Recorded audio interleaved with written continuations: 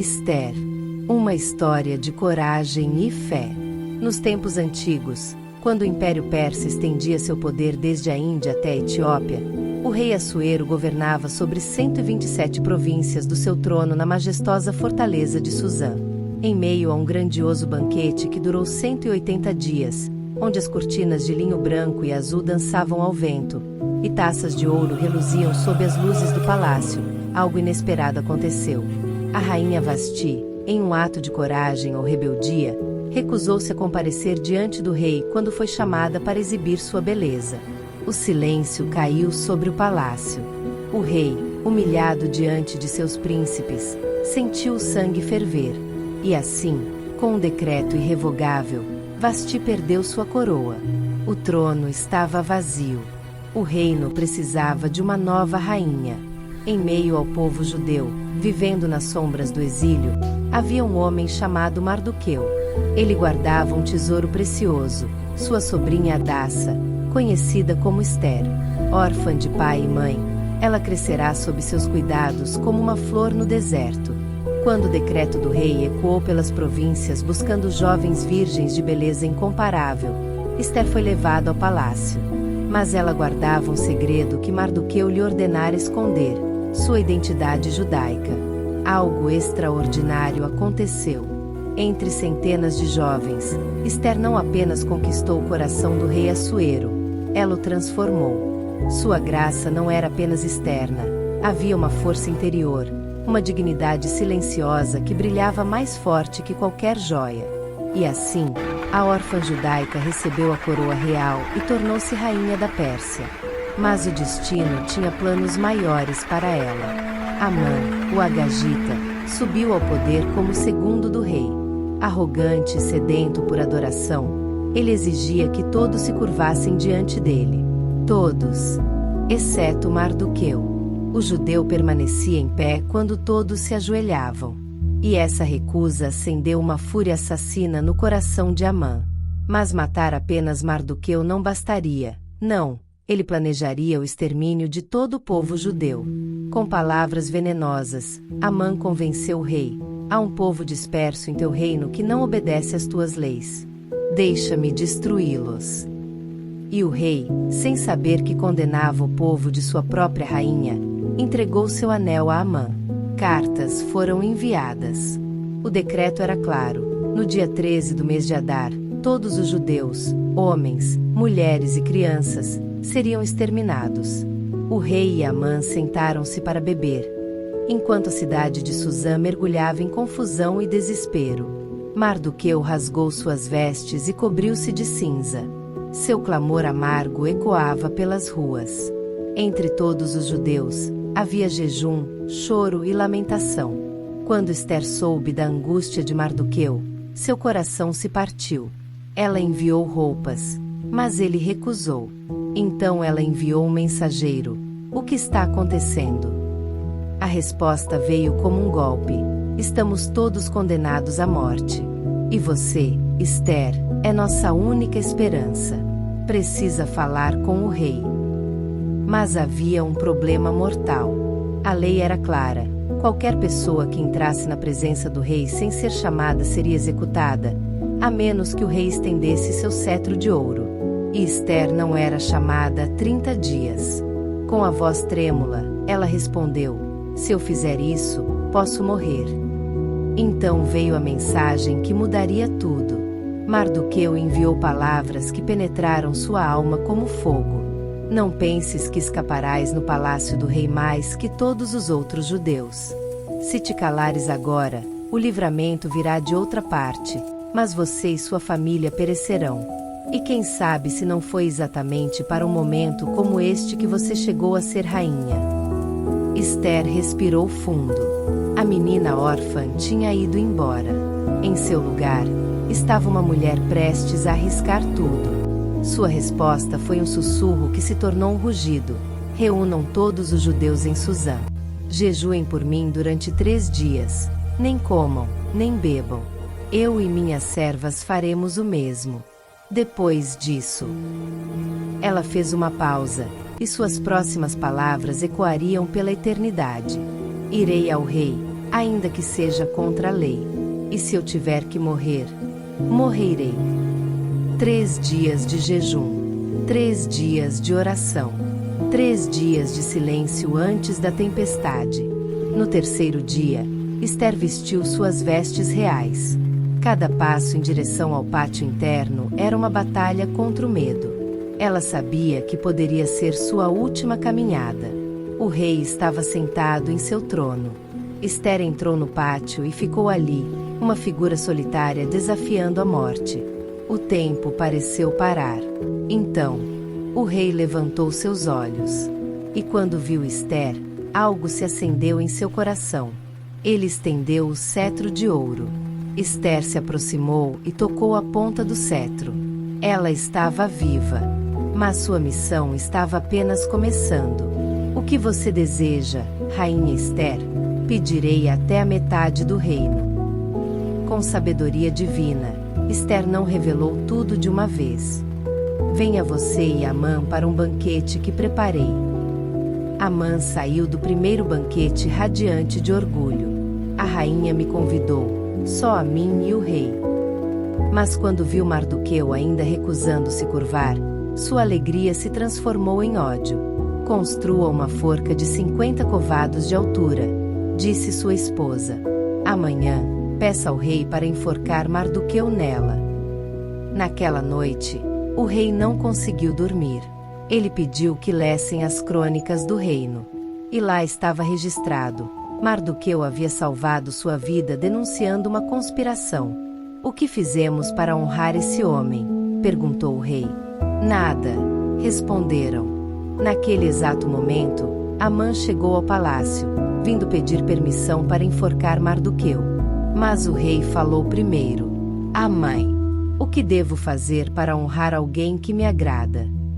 Amã, pensando que o rei falava dele, sugeriu: vista-o com roupas reais, coloque-o sobre o cavalo do rei, e proclame pelas ruas: assim se faz ao homem que o rei deseja honrar. Perfeito, disse o rei. Vá fazer exatamente isso, com Mardoqueu, o judeu. A humilhação de Amã foi completa. Ele que construíra uma forca para Mardoqueu, agora o conduzia pelas ruas em glória. No segundo banquete, o rei novamente perguntou: qual é seu pedido, Rainha Esther?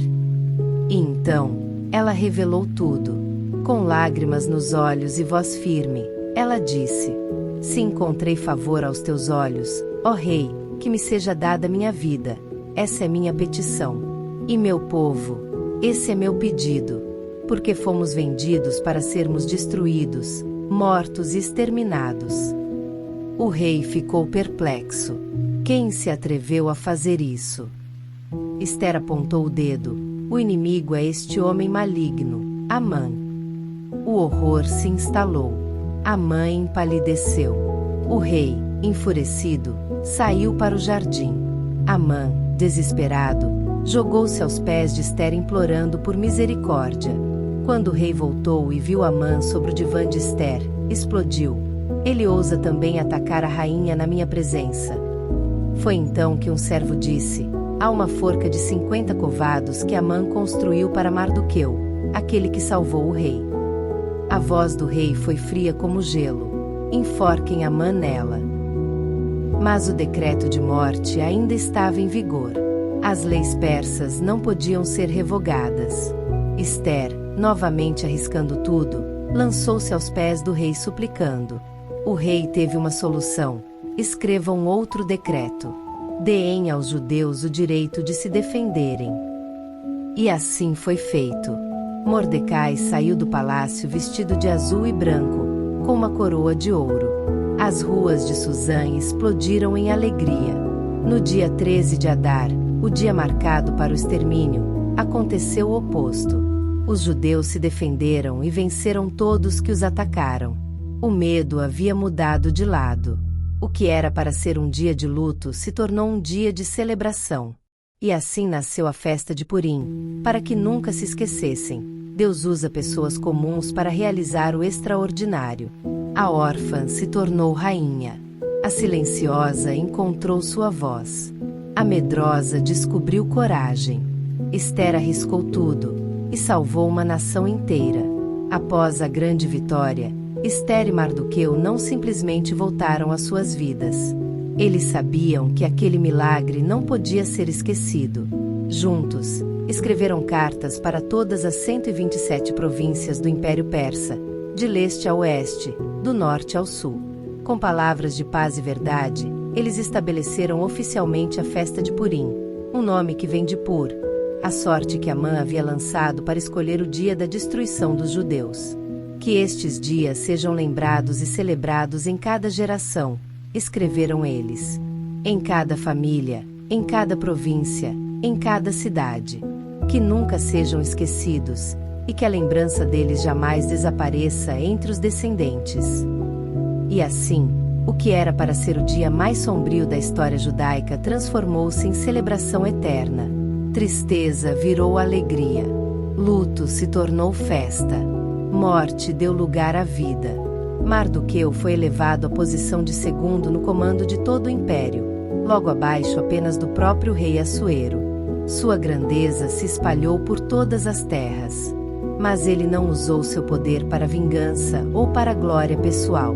As crônicas registram que ele buscava o bem do seu povo e falava pela prosperidade de toda a sua descendência. Um homem que poderia ter se tornado um tirano escolheu ser um protetor. Um homem que poderia ter esquecido suas raízes permaneceu fiel ao seu povo. E Ester, a Bíblia não nos diz quanto tempo ela viveu ou quando morreu. Mas seu silêncio final é eloquente, porque ela não precisava de mais palavras. Suas ações já haviam ecoado pela eternidade. Mais de 2.500 anos se passaram desde aqueles dias em Suzã. Impérios subiram e caíram. Reis foram esquecidos. Palácios viraram pó. Mas a história de Ester, ela continua viva. Todo ano, judeus ao redor do mundo celebram Purim, lendo o livro de Ester, trocando presentes, alimentando os pobres, festejando com alegria. Crianças se vestem de rainhas e heróis. Famílias se reúnem. E a história é contada mais uma vez. Por quê? Porque Ester nos ensina verdades que nunca envelhecem. Que você não precisa ser perfeito para ser usado por Deus. Ester era uma órfã, uma estrangeira, uma mulher em um mundo de homens. Mas Deus a colocou exatamente onde ela precisava estar. Que o silêncio diante da injustiça é cumplicidade. Ester poderia ter ficado quieta, segura em seu palácio, enquanto seu povo morria. Mas ela escolheu arriscar tudo para fazer o que era certo. Que a coragem não significa não ter medo. Ester estava apavorada. Ela sabia que podia morrer. Mas mesmo assim, ela foi. Porque a verdadeira coragem é fazer o que precisa ser feito, mesmo quando suas mãos tremem. Que às vezes somos a resposta para as orações de outras pessoas. Todo o povo judeu estava orando por libertação. E Deus não enviou um anjo, não abriu o céu, não fez milagres visíveis. Ele simplesmente tinha você, Ester, já posicionada no lugar certo, no momento certo. Para você, hoje. Talvez você esteja assistindo a este vídeo e pensando, mas eu não sou uma rainha. Não tenho poder. Não sou especial. Ester também não achava que era. Talvez você esteja enfrentando uma situação impossível. Um momento onde parece que falar vai custar tudo. Onde o mais fácil seria ficar em silêncio. Ester também sentiu isso. Talvez você esteja se perguntando: por que eu? Por que estou nesta situação difícil? Por que essa responsabilidade caiu sobre mim? E então você ouve a voz de Mardoqueu ecoando através dos séculos. Quem sabe se não foi exatamente para um momento como este que você chegou onde está? Aquele emprego que você tem. Aquela família em que você nasceu. Aquela escola onde você estuda. Aquela vizinhança onde você mora. Aquela situação difícil que você está atravessando. E se não for acaso? E se não for azar? E se for propósito? Deus tem um jeito misterioso de colocar pessoas comuns em posições estratégicas. E então ele sussurra: Agora é a sua vez. Você foi feito para este momento. A história de Esther não terminou naquele palácio em Suzã. Ela continua hoje, em cada pessoa que escolhe coragem em vez de comodidade. Em cada voz que se levanta contra a injustiça. Em cada coração que decide, se for preciso arriscar, eu vou arriscar. A pergunta não é se você é capaz. A pergunta é, você está disposto? Porque Deus não precisa de pessoas perfeitas. Ele precisa de pessoas disponíveis. Pessoas que digam, aqui estou eu. Use-me.